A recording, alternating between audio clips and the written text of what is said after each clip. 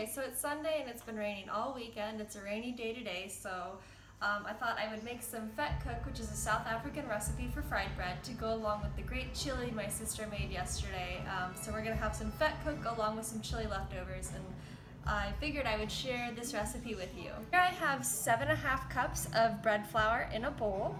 I've got 150 mils of lukewarm water, 2 teaspoons of salt, 3 tablespoons of butter, and 3 tablespoons of sugar. So I've already began, but over here in my bowl I've created a large hole and I've dumped my 2½ packets of yeast just right in the center of the bowl. I've put my yeast in. I'm gonna dump my 2 tablespoons of sugar over my yeast.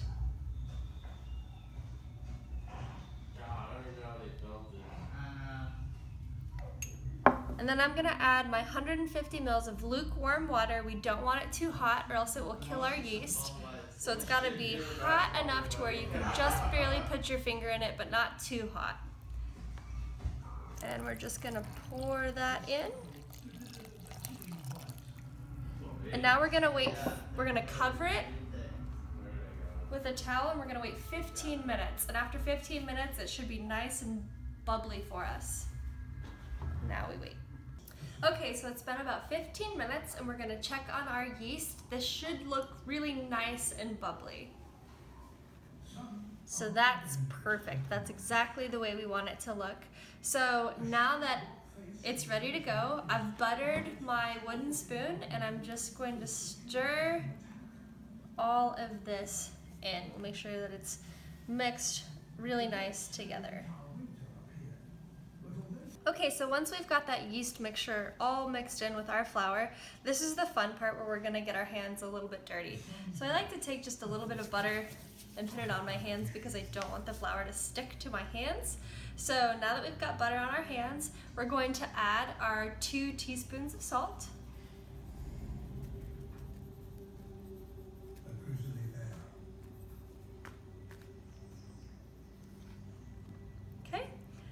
And now we're going to add our chopped up 3 tablespoons of butter.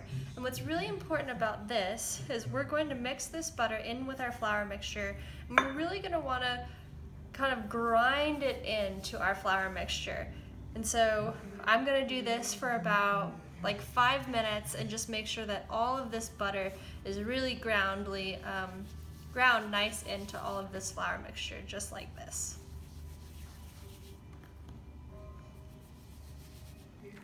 A special shout out to my mother-in-law, Hantie and Johan, who actually taught me how to make this Vetkoek recipe.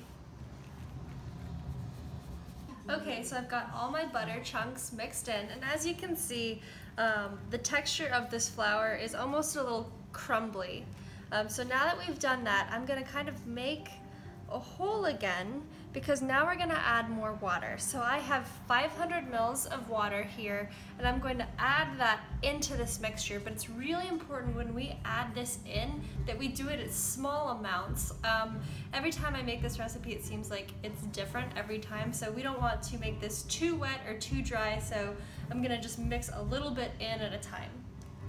This is gonna be the same temperature water as before, where it's lukewarm but not too hot, because if it's too hot, it can still kill our yeast. So I'm gonna pour about half of this in. Got more butter on my hands. Now I'm just gonna knead this water in with my flour.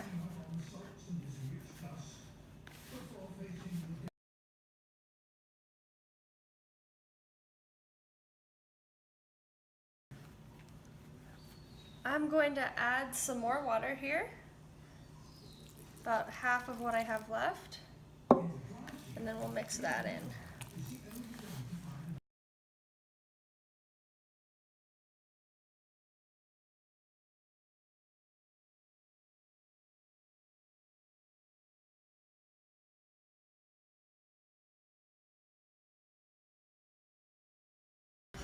This is really looking great. So I ended up using 500 mils, so all of my water, and I didn't need any more or any less. Take a few minutes just to kind of continue kneading it down, just so we make sure that we've mixed it really well. We're gonna do this for maybe like 2 minutes. just folding and kneading. Okay, so this is exactly what we want our flour dough ball to look like. It's really important that it's elastic, so it will allow to, so it will have the ability to rise. So now what we're gonna do, after we've kneaded it, we're gonna shape it into a little ball like this. We're gonna put it in our bowl, and we're gonna let it set. So it's important that we allow it to set in a warm place. The colder it is, the longer it's going to take to rise, but if we put it somewhere warm, it's going to rise much quicker. So I've got a load of laundry in the dryer right now, so I'm just gonna set this on top of the dryer. I'm gonna cover it, and I'm gonna check on it in 45 minutes. And in about 45 minutes, the size of this ball should have doubled, okay? Okay, it's been about 45 minutes. I've let my dough set, and now we're gonna check, keeping in mind this should be double in size. And that looks awesome. So now what we're gonna do is we are going to knead it down again. I'm going to spend about another 2 minutes just making sure this is all kneaded down.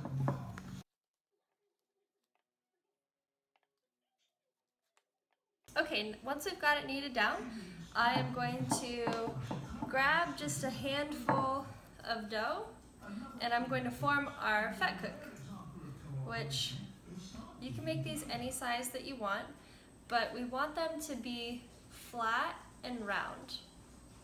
And I like it about that size. So you're just gonna kind of pull at the ends. And then I've got some butcher paper. I'm just gonna set it here. So I'm gonna make about, I don't know, 6 to 8 of these, and if I have any dough left, I'll just go ahead and make some bread.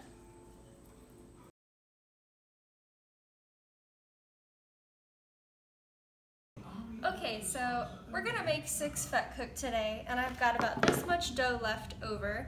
And I think with this dough, I'm just gonna bake a loaf of bread. So what I've done is I've got a little bread pan here. I have I've put butter on the outside so it won't stick. So what I'm gonna do is I'm just gonna put my dough in here. This is actually too much.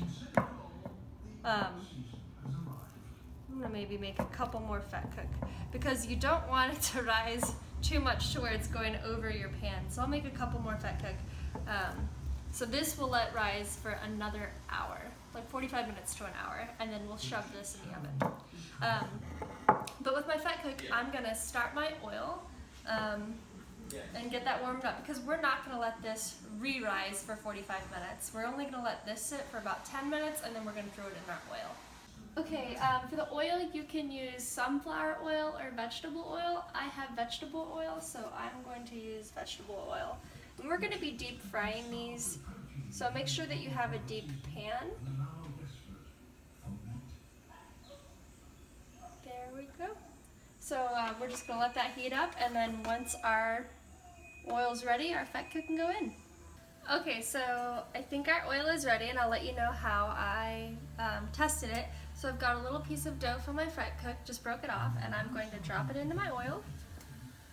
And if it bubbles up like that and pops up to the surface, we're good to go. And you can see this one is ready to be turned. But yeah, we're ready to start cooking our Vetkoek. Okay, so I'm gonna put my first Vetkoek in our oil.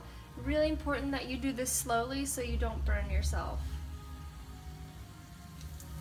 We're probably gonna be able to cook about 2 at a time. If you need to, you can stretch it a little bit further. There we go.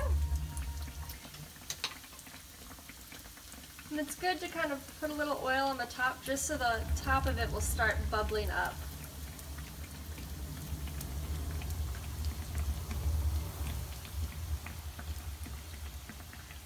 Each side is going to take about 3.5 minutes.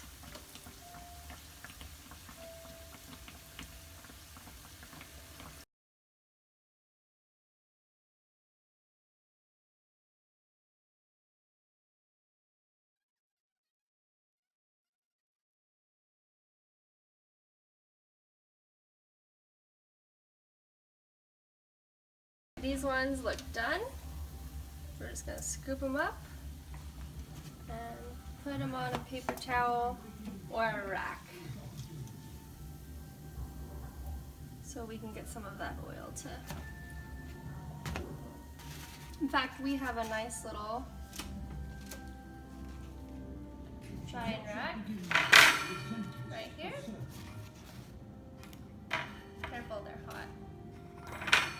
So we'll just let them dry here. But, nice and crunchy. We go in.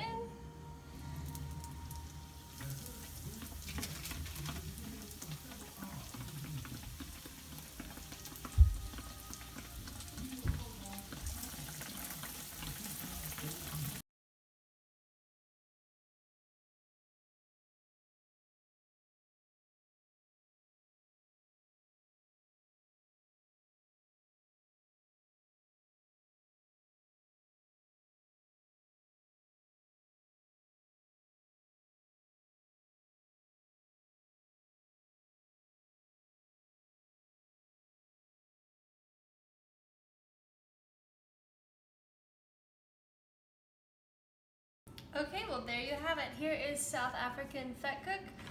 We're gonna cut these things in half and eat them with chili and cheese. A really great way to eat them also is just cut them in half with cheese and syrup. I know it sounds weird, but it's awesome.